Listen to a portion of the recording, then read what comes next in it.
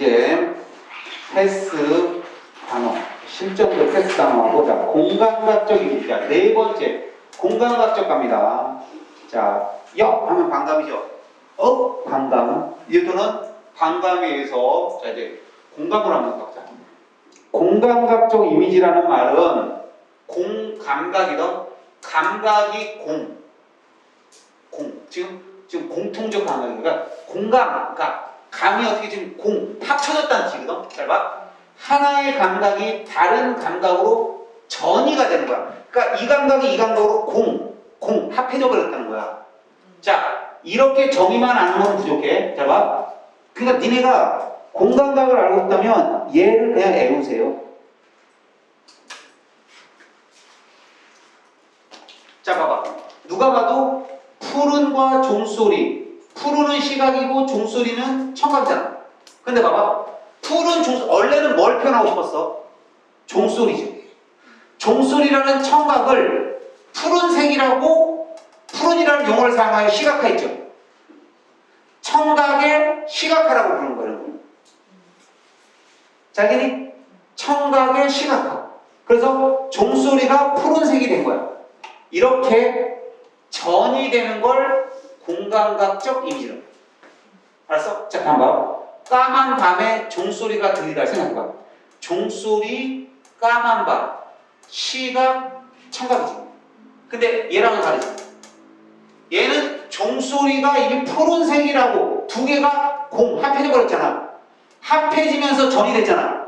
근데 얘네들은 각자 개인적으로 존재해. 밤은 밤이야. 거기에 종소리가 들려. 맞지? 그 감각이 합해지면서 전이 되질 않았지. 이럴 때는 전이가 되지 않았어. 복합 감각이라고. 공감각적 이미지가 아니라. 그렇지? 그래서 공감각적 이미지를 만약에 찾고 싶다. 그러면 안 찾는 게 제일 좋아. 패스야. 근데 찾고 싶다면 우선 시각 이해의 감각을 찾아. 왜? 시각은 너무 많아. 아까도 말했지만. 그치? 그러니까 시각 찾고 다른 감각하면 너무 시간이 많이 걸려. 근데 그나마 공감각을 찾으려면 청각, 후각, 미각, 촉각을 찾아. 그 감각이 다른 감각으로 전이 되는지를 따져. 그러니까 쓱 읽으면서 푸른을 보고 종소리가 있네? 양옆으로 봤더니 푸른 종소리네? 이렇게. 일단 종소리가 있어. 종소리, 이거는 전이 되진 않았네. 알았지? 그래서 만약에 공감각을 찾고 싶다면 시각 이해의 감각을 찾고 그 감각이 전이 되는 걸 따진 거다. 그러나 처음 보는 시에서는 시어 하나하나를 꼼꼼히 봐야만 찾을 수 있기 때문에 쉽진 않지? 패스라는 거야. 그래서 2015년 11월 학평에 잡아 풀벌레 소리 가득 차 있었다. 그 다음에 선제지 안 한 애들 이런 시가 나왔었는데 여기서도 마찬가지. 그지? 뭐가 있었어? 2번 공감각적 심상을 활용하여 있었지. 그지? 자, 이것도 봐봐. 이 문제의 경우 정답률이 55%밖에 안 되는 어려운 문제였어. 정답률이 55%면 어려운 거야. 알았어? 이 문제를 접근하는 방법은 일단 2번이 패스가 된 상태에서 나머지 1, 3, 4, 5 중에서 정답을 골라야 돼. 즉 음성상징어, 즉 의성어태어가 있는지, 특정 어기가 반복됐는지, 아까 말 건네는 방식, 청자가 있는지, 영탄적인지 이런 걸 찾았어야 된다. 그런데 안타깝게도 이 문제를 틀린 학생들 대부분은 정답을 2번으로 선택했다는 거야. 그러니까 공감각이 뭔지도 몰라. 맨날 모르면서도 찾아가지고 있어 본다고. 아까 역설법 찾듯이 있어! 아니라니까. 공감각 여기 있어요! 아니라니까. 알았어?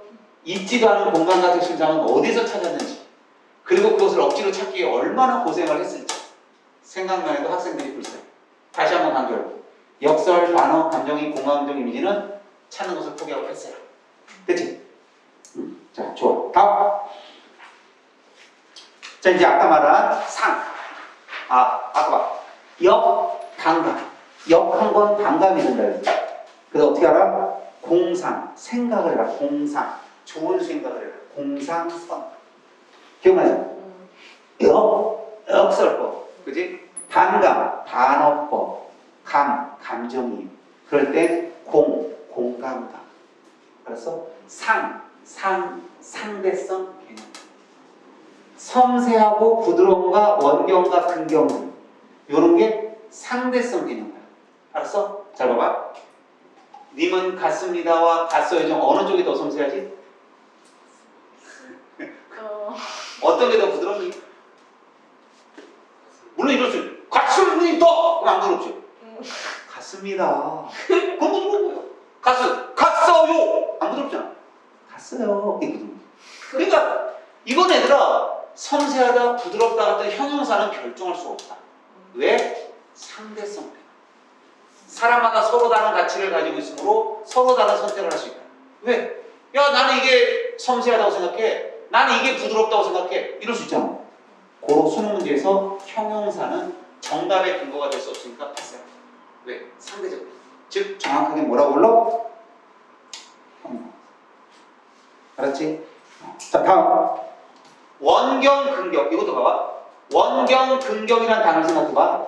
먼 경치와 가까운 경치인데 잘 봐. 멀다와 가깝다지. 멀다와 가깝다도 결국은 형용사잖아. 멀어. 야 지금 너랑 나랑 머니 가깝니? 몰라요. 거봐. 아니 그냥 네 생각을 대답해봐. 이 정도면 가까운 거리야 먼 거리야? 가깝죠. 그죠? 근데 또 학생과 선생님 거리는 좀 멀 수도 있잖아. 자, 멀고 가까운 경치가 말 시에 직접 대표해서 산다고 할 때 거리 기준이 애매하잖아. 형용사니까. 시에서 직접적으로 먼고 가까운 곳이라고 표현되지 않은 이상 원경, 근경은 상대성을 갖는 의미이므로 지문에서 정확하게 판단하는 것이 어려울 수가 없어. 그러니까 어떻게? 패스. 정답. 알았어? 형용사는 패스. 다시 한번 잘 들어야 된다. 집합이 크다고 그랬는데 내용 문제에서는 집합이 크니까 웬만하면 맞아. 근데 형식 문제에서는 패스. 알았지? 이게 중요해. 이게 조금 어려워. 알았지? 자 이제 마지막 선 개념으로 갑니다. 패스에서 가장 중요한 선 개념어. 자, 선 개념어란 뭐냐? 정층법, 계절의 순환 등이 선 개념어야. 자, 이게 왜 선 개념어인지 볼게. 자, 정층적이란 말은 그 정도를 점점 강하게 하거나 크게 하거나 높게 하는 것 또는 그런 것. 정층법이란 수사법. 자, 수사법이 뭐냐면 문학적 표현법을 다 수사법이라고 해. 어구를 점점 겹쳐 써서 차차로 문장의 뜻을 강화. 독재의 느낌을 절정으로 입고. 즉 뭐야? 강화시키는 거야. 강하게, 크게, 높게, 강화. 알았지? 그러니까 정층법이 뭔지 알겠지? 그래서 기본적으로 정층법은 이거야, 얘들아. 자, 김수영의 눈이라는 시를 보면 눈은 살아있다 그랬지? 근데 이 말이 반복되지? 반복되는데 눈은 살아있는데 하나 붙었지? 눈은 눈인데 떨어진 눈이지? 떨어진 눈에 하나 더 붙었지? 마당 위에 떨어진 눈이지? 이렇게 하나씩 더 붙는 걸 정층법이라고. 그 다음 자, 님은 같습니다. 사랑의 나는 님은 같지? 갔는데 이번엔 떨치고 갔지? 날려갔지? 사라졌지? 자, 누가 봐도 정층법 배운 건 아니까 정층법이지. 근데 잘 생각해봐. 지금 자 그런데 그런 정층의 문을 지문에서 찾으려 한다면 만만치가 않다. 왜냐하면 하나의 단어로 찾을 수 있는 게 아니야. 자, 아까 봐봐. 역설법은 어땠지? 두 개의 모순을 찾아야 되지. 단어 같은 경우도 상황에서 찾아야 되잖아. 근데 서리법은 뭐야? 끝에 의문형 어미만 찾으면 되지. 색채어는 색깔만 찾으면 되지. 너는 지금 졸립지? 무슨 감옥을 가물하다? 아까 선생님 밥 먹으면서 같이 밥 먹는 동료 선생님이 학생이랑 대화할 때 무슨 말을 막 하면 네 이렇게 대답하는 건 그 사람 말을 안 듣는 거라고 그러더라고. 그 말을 듣고 나니까 진짜 맞아 그지? 말만 네 이건 뭐야? 네가 말하는 거 뭔지 생각할 시간도 없지. 네만 하는 거잖아. 넌 떠들어라 그래. 넌 떠드는 거니까 네 말 맞다고 할 거지? 그러니까 난 네라고 대답할게. 들어오지 마. 네. 난 그런 생각을 못 해봤어. 애들이 네 이렇게 하면 잘 듣고 있구나 이렇게 생각했는데 생각은 참 해본 일이야. 그것도 반응법이야. 그러니까 그런 것처럼 그지? 졸린 애들은 보고는 있지만 어떻겠니? 드는데 나의 말이 자음과 모음으로 구별돼서 들리지 않겠지. 그리고 우리 저 친구 베티 저 친구도 맨날 잘 안 보고 듣는데 수업을 안 듣는 건 아닌데 잘 못 보는 것 같아 나는. 제일 안 좋은 자세야 학생으로서. 뭘 뒤를 봐 인마 너밖에 없는데. 왜 안 좋은 자세냐? 수업을 할 때는 말하는 사람을 보고 눈빛을 봐야 돼요. 이건 명백한 겁니다. 왜냐면 니네들이 누군가 대화를 나눈다고 생각할 때 그 사람의 눈빛을 보지 않고 듣는다면 솔직히 이해도가 떨어져요. 눈빛 봤을 때랑 다릅니다. 분명한 사실은. 그러니까 졸린 학생들은 뭐야? 눈빛을 못 보니까 당연히 뭐야? 내 소리가 어떻게 들리겠니? 옹아 옹아 옹아 옹아 옹아 옹아 옹아 이렇게 들리는 겁니다. 그러니까 안 보는 학생은 내 말이 정확하게 소통 관계가 그거 참 그거 신기합니다. 알았어요? 그 니네들이 진짜 내가 너네를 볼 때 나랑 눈빛이 마주쳐야 돼요. 무슨 말인지 알겠습니까? 근데 요즘 학생들의 특징이 뭐냐? 내가 유튜브로 말해도 요즘 학생들의 특징이 눈빛을 못 마주쳐. 근데 그건 언제 고쳐져야 되는 줄 알아? 어린이집 때 고쳐야 돼요. 우리 아이가 어린이집 자격증을 따서 그런 방송을 보는데 그 방송 어린이집 있잖아.